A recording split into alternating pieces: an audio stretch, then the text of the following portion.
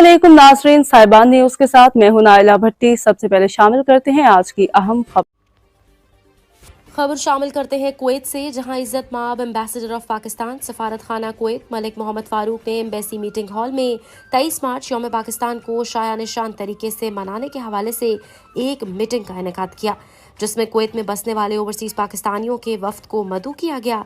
Meeting में शामिल overseas पाकिस्तानियों से इनकी राय ली गई कि किस तरीके से हम 23 मार्च यौम पाकिस्तान को हर साल की तरह इस साल भी बड़ी धूमधाम से मना सकते हैं और कुवैत में बसने वाले पाकिस्तानियों की ज्यादा से ज्यादा तादाद को इस प्रोग्राम में शामिल कर सकते हैं।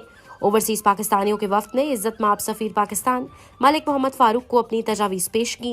वफ्द ने सफीर पाकिस्तान का शुक्रिया अदा किया कि उन्होंने हमें एम्बेसी की मीटिंग में बुलाकर इज्जत अफजाई की।